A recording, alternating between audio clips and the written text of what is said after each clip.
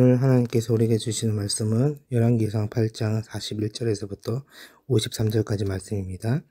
또 주의 백성 이스라엘에게 속하지 아니한 자 곧 주의 이름을 위하여 먼 지방에서 온 이방인이라도 그들이 주의 크신 이름과 주의 능한 손과 주의 펴신 팔의 소문을 듣고 와서 이 성전을 향하여 기도하거든 주는 계신 곳 하늘에서 들으시고 이방인이 주께 부르짖는 대로 이루사 땅의 만민이 주의 이름을 알고 주의 백성 이스라엘처럼 경외하게 하시오며 또 내가 건축한 이 성전을 주의 이름으로 일컫는 줄을 알게 하옵소서. 주의 백성이 그들의 족국과 더불어 싸우고자 하여 주께서 보내신 길로 나아갈 때 그들이 주께서 택하신 성읍과 내가 주의 이름을 위하여 건축한 성전이 있는 쪽으로 향하여 여호와께 기도하거든 주는 하늘에서 그들의 기도와 간구를 들으시고 그들의 일을 돌아보옵소서. 범죄하지 아니하는 사람이 없사오니 그들이 주께 범죄함으로 주께서 그들에게 진노하사 그들을 족국에서 넘기심에 족국이 그들을 사로잡아 원근을 막론하고 족국의 땅으로 끌려간 후에 그들이 사로잡혀 간 땅에서 스스로 깨닫고 그 사로잡은 자의 땅에서 돌이켜 주께 간구하기를 우리가 범죄하여 반역을 행하며 악을 지었나이다 하며 자기를 사로잡아 간 족국의 땅에서 온 마음과 온 뜻으로 주께 돌아와서 주께서 그들의 조상들에게 주신 땅 곧 주께서 택하신 성읍과 내가 주의 이름을 위하여 건축한 성전 있는 쪽으로 향하여 주께 기도하거든 주는 계신 곳 하늘에서 그들의 기도와 간구를 들으시고 그들의 일을 돌아보시오며 주께 범죄한 백성을 용서하시며 주께 범한 그 모든 허물을 사하시고 그들을 사로잡아 간 자 앞에서 그들로 불쌍히 여김을 얻게 하사 그 사람들로 그들의 불쌍히 여기게 하옵소서. 그들은 주께서 풀무 같은 애굽에서 인도하여 내신 주의 백성 주의 소유가 됨이니이다. 원하건대 주는 눈을 들어 주의 간구함과 주의 백성 이스라엘의 간구함을 보시고 주께 부르짖는 대로 들으시옵소서. 주 여호와여 주께서 우리 조상을 애굽에서 인도하여 내실 때에 주의 종 모세를 통하여 말씀하신 같이 주께서 세상 만민 가운데서 그들을 구별하여 주의 기업으로 삼으셨나이다. 아멘. 여러분 오늘 본문은 솔로몬의 5번째부터 7번째 간구의 기도를 담고 있는데요. 41절에서부터 43절은 이스라엘에 속하지 아니한 자, 곧 이방인들을 위한 기도이고 44절부터 45절은 족국과 더불어 싸울 때, 즉 전쟁에 나갈 때의 기도이고 46절에서도 51절은 포로로 잡혀갔을 때의 기도입니다. 마지막으로 52절에서 53절은 7가지 기도를 마친 후 마무리 간구를 담고 있습니다. 오늘 솔로몬의 기도를 통해서 신자들도 하나님께 어떻게 기도해야 하는지와 하나님께서 주시는 은혜를 함께 나누고자 합니다. 여러분 우리 모두는 하나님을 인식할 때 대한민국만 다스리는 하나님으로 인식하는 분은 단 한 명도 없을 것입니다. 오늘 우리 모두는 하나님을 고백할 때 온 우주 만물을 다스리시고 주관하시는 하나님으로 인식하면서 고백합니다. 여러분 솔로몬도 마찬가지인데요. 하나님은 이스라엘만의 하나님이 아니라 이방인의 하나님도 되신다는 것입니다. 그러니 솔로몬은 먼 지방에서 온 이방인이라 할지라도 주님의 강한 손과 편팔로 베푸신 일들을 듣고 와서 성전을 향해서 기도할 때 하나님께서 그 기도를 들어달라고 간구하는 것입니다. 여러분 성전은 어떤 곳일까요? 만민이 기도하는 집입니다. 그러니 교회는 특정한 사람만이 와서 예배드리고 기도하는 장소가 아닙니다. 하나님께 사모하는 마음만 있다면 누구라도 상관없이 와서 기도할 수 있고 예배드릴 수 있는 곳입니다. 여러분 생각해보면 얼마나 감사합니까? 솔로몬이 이방인들을 위하여 기도했다는 것도 감사하고 하나님은 차별 없이 모든 이들을 대하여 주시는 분이기 때문에 감사한 것입니다. 여러분 뿐만 아니라 이제 솔로몬의 이 기도는 예수님 안에서 성취가 되었습니다. 요한복음 2장에 보면 이제 예수님께서 우리의 참 성전이 되어주셨습니다. 그래서 이제 유대인과 이방인 구분 없이 누구든지 예수님의 이름으로 기도하는 자들의 기도를 하나님께서 친히 들어주십니다. 이제 우리 모두에게 예수님의 이름을 힘입어 기도하는 특권이 생긴 것입니다. 그러니 솔로몬이 이방인을 위해 간구했던 것처럼 우리 모두도 주님을 모르는 자들이 주님께로 돌아올 수 있도록 기도할 수 있는 특권이 주어지게 된 것입니다. 우리도 하나님의 능의 손과 펴진 팔로 인도함을 받은 것처럼 우리의 기도를 하나님께 들으시고 만민이 기도하는 주님의 성전으로 인도함을 받게 될 것을 기대하며 우리 모두가 축복의 통로로서의 사명을 잘 감당하면 되는 것입니다. 오늘 본문의 솔로몬의 두 번째 기도, 즉 여섯 번째 간구는 전쟁에 나갈 때의 기도입니다. 여러분, 전쟁에 나가는 백성들이 하나님께 제일 먼저 드리는 기도가 무엇일까요?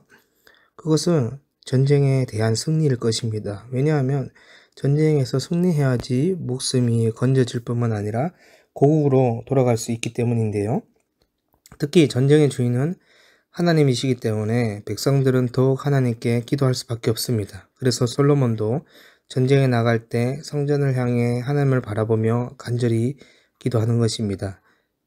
여러분, 이제 전쟁이 시작되면 그곳은 그야말로 삶과 죽음이 오고 가는 맹렬한 전쟁터가 되는 것입니다. 그런데 여러분, 아무리 불리하고 어려운 순간이라도 하나님이 함께 하시는 전쟁에서 이스라엘은 언제든지 승리하였습니다.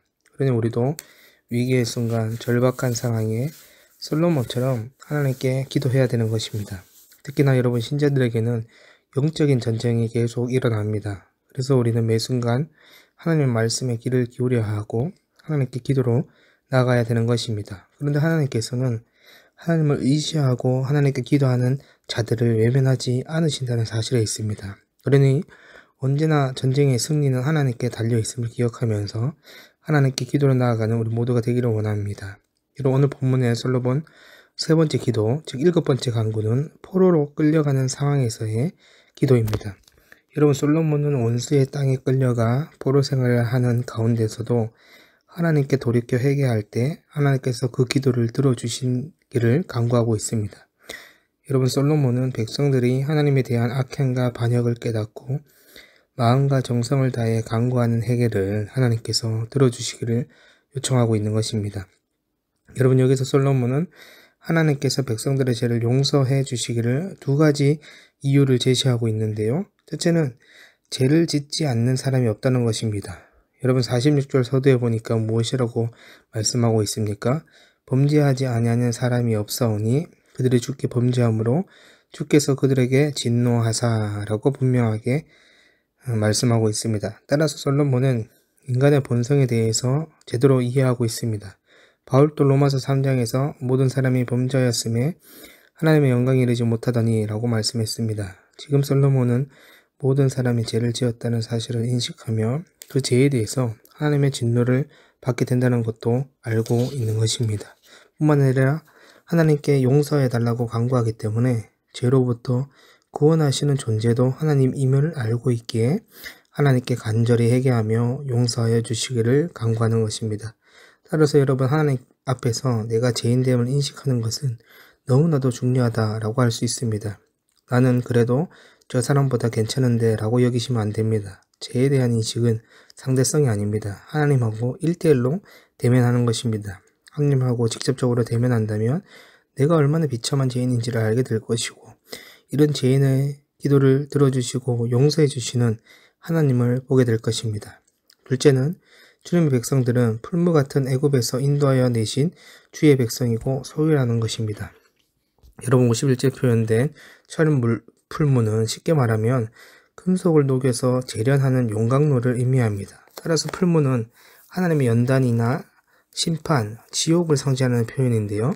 그런데 하나님께서 그 새 용광로와 같은 애굽에서 건져내 주셨다는 것입니다. 여러분, 하나님께서 건져내 주신 이유가 무엇입니까?